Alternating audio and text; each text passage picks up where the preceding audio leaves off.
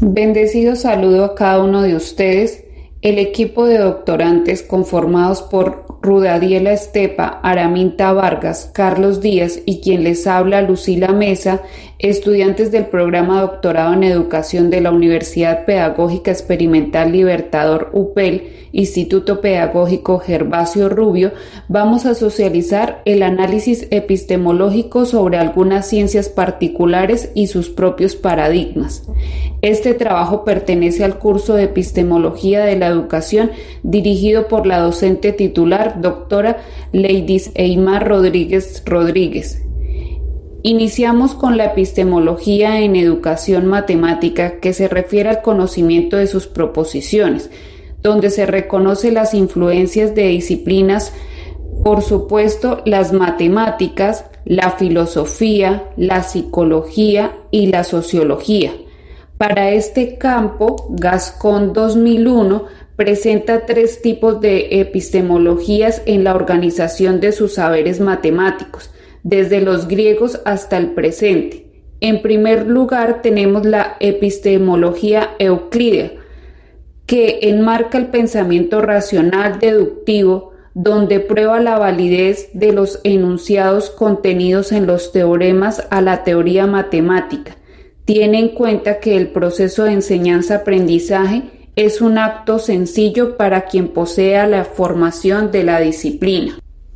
Teniendo unos estilos didácticos que son el teoricismo, haciendo referencia a los conocimientos terminados, y el tecnicismo, incluyendo los procesos algorítmicos con poca contextualización, el esquema de enseñanza del enfoque positivista es presentar, describir, ejemplificar y ejercitar. Esto referido a una clase tradicional. Continuamos con la epistemología cuasi-empírica. Este trabajo fue según Lakatos en 1981. Los conocimientos matemáticos vienen de los principios básicos que incluyen conjeturas, pruebas, refutaciones, teniendo en cuenta que son teorías bien corroboradas y demostradas. Los estilos didácticos que incluyen son el modernismo, que es un aprendizaje por descubrimiento para promover la autonomía, resolución de problemas. Y el procedimentalismo necesita el dominio de contenidos y la utilización de técnicas heurísticas complejas. Según el esquema de enseñanza, es presentar, describir, aplicar y consolidar. Y por último, tenemos la epistemología constructiva de carácter piagetiano. El conocimiento es un hecho secuencial en la formación de cada individuo. Esta da origen a 2 estilos de enseñanza de la matemática escolar. Que tenemos el constructivismo psicológico, que concibe la enseñanza-aprendizaje de esta área, es de tipo didáctico, que observa el origen, el desarrollo de la misma, la actividad y la resolución de problemas en un medio de construcción del conocimiento, y el constructivismo matemático, que percibe el aprendizaje con la construcción de conocimiento matemático a través de modelos matemáticos, la construcción de problemas para generar conocimiento dentro del contexto. Según el esquema de enseñanza, tiene en cuenta los problemas iniciales, la organización conceptual y los problemas de consolidación. De acuerdo con los razonamientos que se han venido realizando, es importante incluir los paradigmas de las matemáticas. Y según Thomas Kuhn, este es un ciclo donde en la primera etapa es precientífica, luego establece la ciencia normal más adelante y sobreviene una crisis.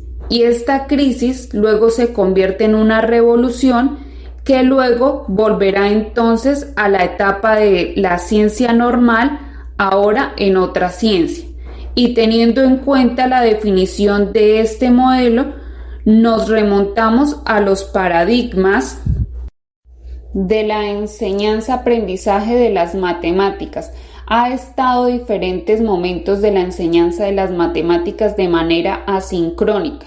En primer lugar, el paradigma premoderno o tradicional busca formar operadores, personas que hacen cálculos rápidamente, énfasis en las operaciones básicas, resolvían ejercicios de forma mecánica y la enseñanza era memorística.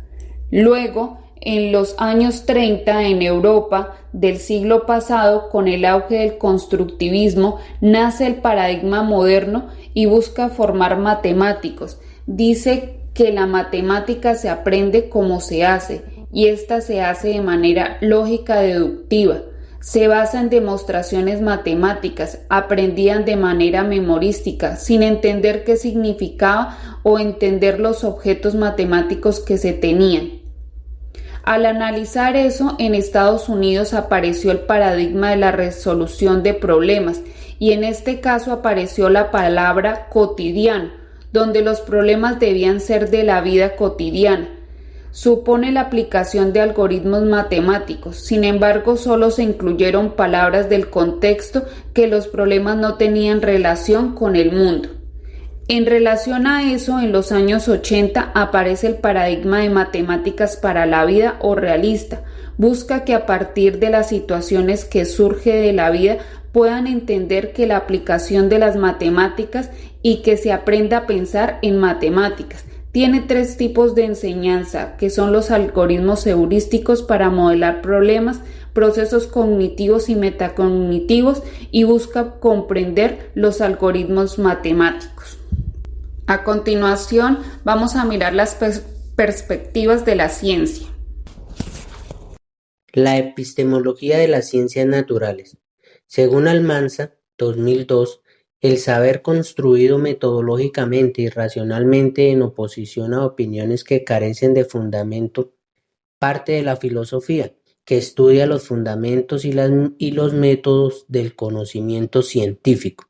A partir de aquí, la epistemología se puede definir como la rama de la filosofía que trata de los problemas que rodean el conocimiento y las ciencias naturales. Les voy a presentar un esbozo de la epistemología de las ciencias atravesando por los principales enfoques que ha tenido y algunos de sus representantes. Empecemos con el racionalismo. Su principal exponente es René Descartes y Wilhelm Leibniz. En esta postura epistemológica, su fuente principal del conocimiento es la razón. El racionalismo intelectual da preponderancia a la razón sobre las otras facultades humanas. El empirismo tiene como representante más importante a John Locke y David Hume. El empirismo rechaza la tesis del racionalismo al considerar que la mente es como un papel en blanco en el que va escribiendo la experiencia.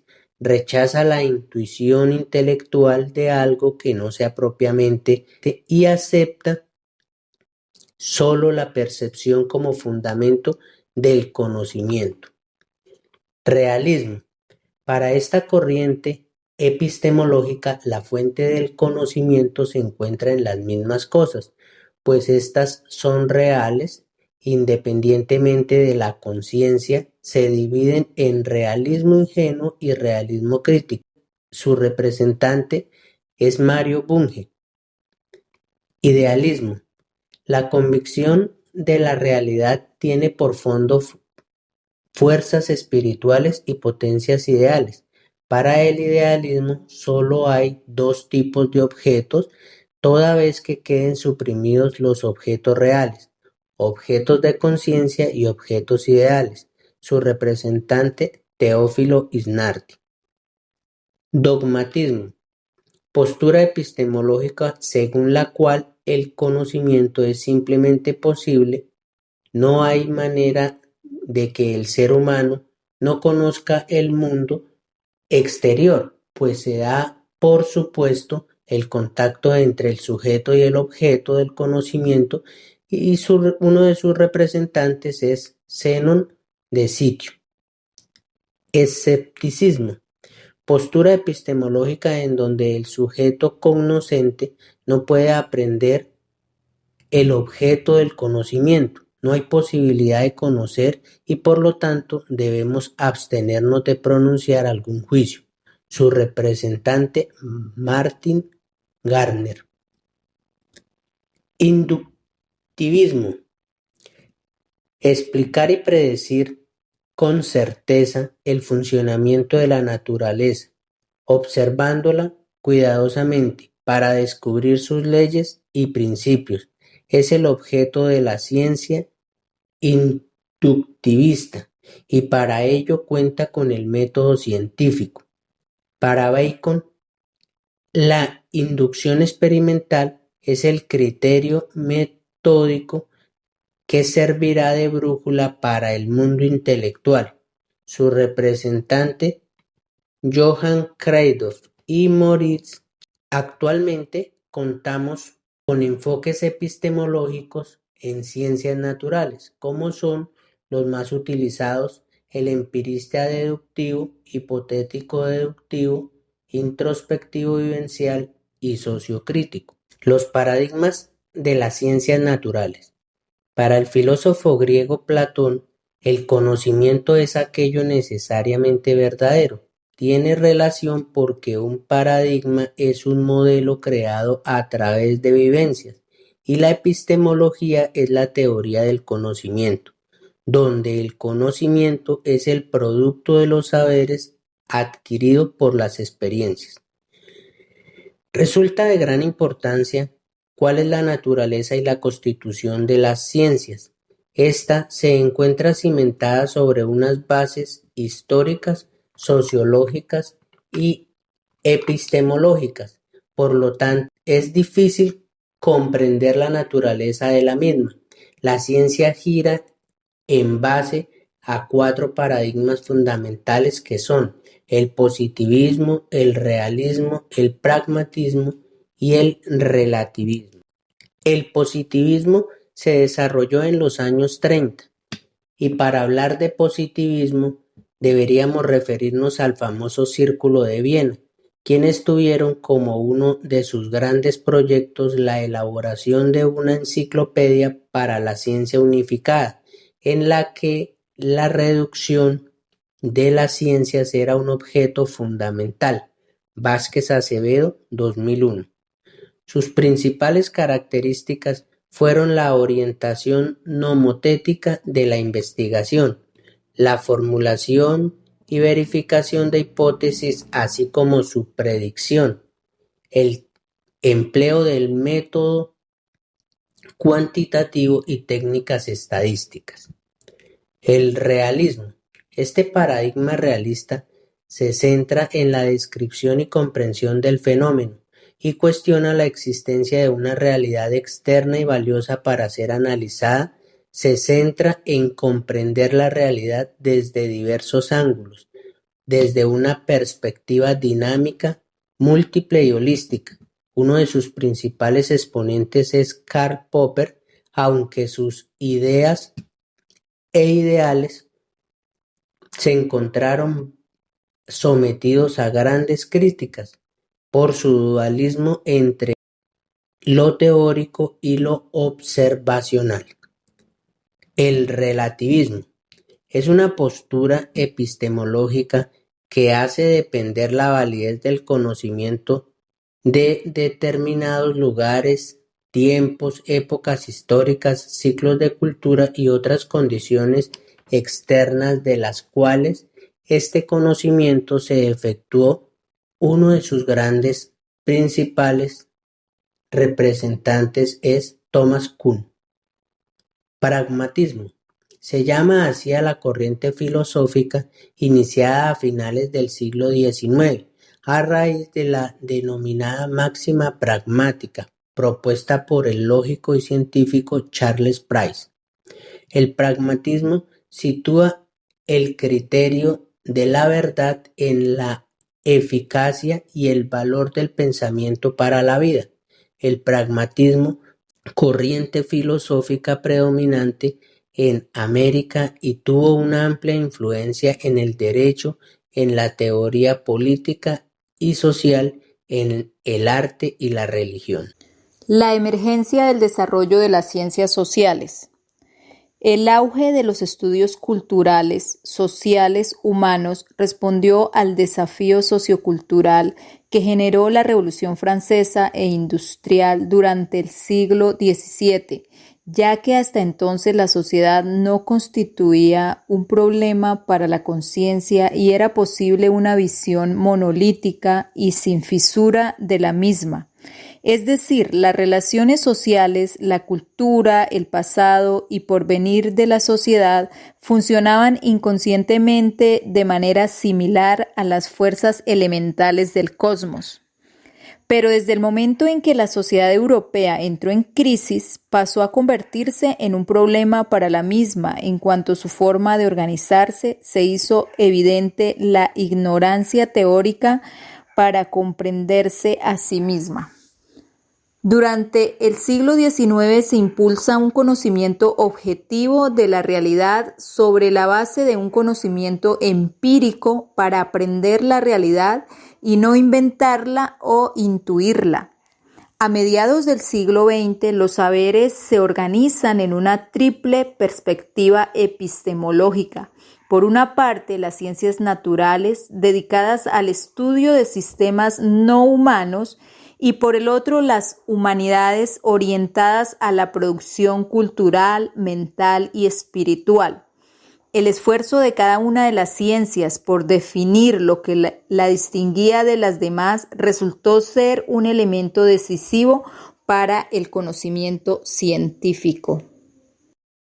Los paradigmas de investigación de las ciencias sociales. Un paradigma se puede interpretar como un modelo de pensamiento, como por ejemplo la creencia de que si no estás en el aula no aprendes, debido a que históricamente ha predominado la educación presencial. Tenemos el paradigma de que solo en el aula se aprende y en estos momentos, con la pandemia, empezamos a hallar otras concepciones. Paradigma positivista.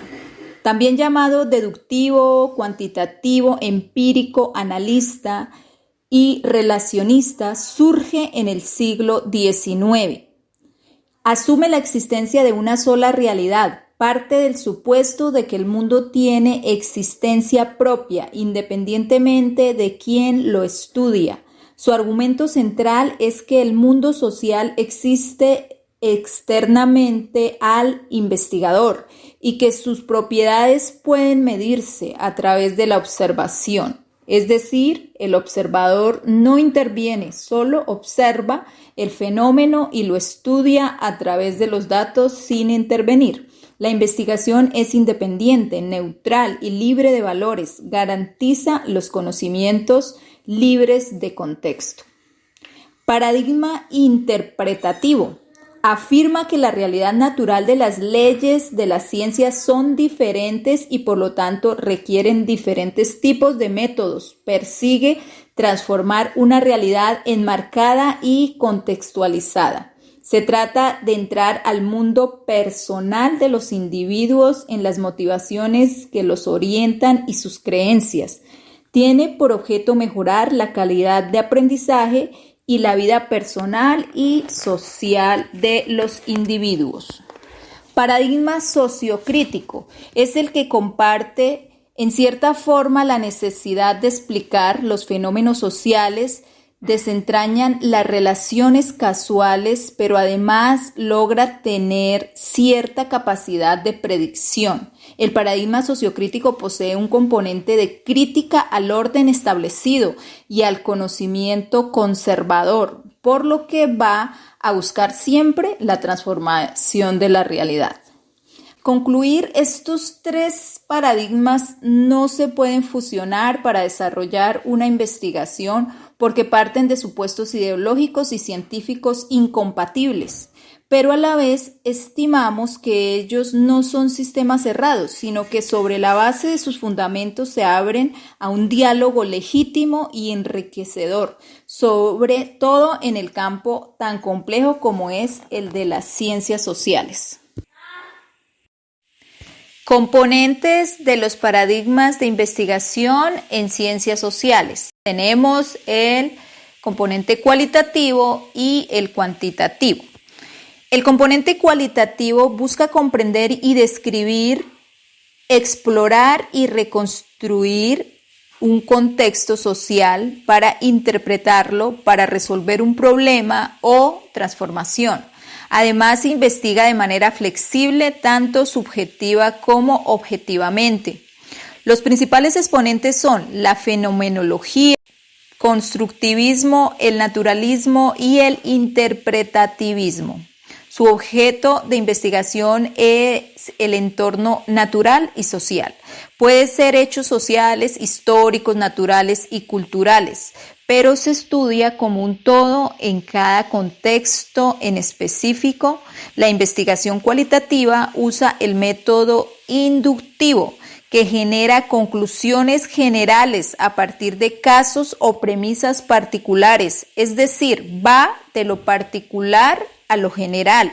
Además, es un paradigma de investigación donde se pretenden hacer las preguntas e hipótesis durante todo el proceso de investigación. Esto quiere decir que se puede replantear la hipótesis dependiendo de lo que se vaya encontrando en la investigación.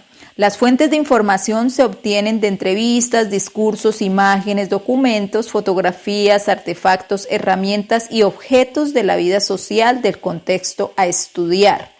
Pero también tiene de base literatura o bibliografía acerca del tema a investigar. El investigador puede hacer parte de la investigación del contexto o del problema que se esté investigando. Por otro lado, la investigación cuantitativa busca comprobar teorías objetivas a relacionar y experimentar con diversas variables. Todo con un enfoque objetivo. Se plantea y manipula variables específicas a estudiar. Los principales exponentes son el positivismo, neopositivismo y pospositivismo. Su objetivo de la investigación es la realidad natural y social, pero con enfoque objetivo. La investigación cuantitativa usa el método deductivo. Se obtienen conclusiones particulares de investigar casos generales. Los casos generales pueden ser principios o leyes. Va de lo general a lo particular. Es decir, se explican casos particulares a partir de principios o leyes generales. La investigación cuantitativa toma la información de literatura básica, de las teorías y leyes que fundamentan la investigación. Después se tendrá la información de los experimentos en datos numéricos y estadísticas principalmente. El investigador sigue rigurosamente el método científico, plantea un problema concreto, manipula las variables y experimenta, pero nunca involucra sus creencias ni sus intereses. Es totalmente objetivo.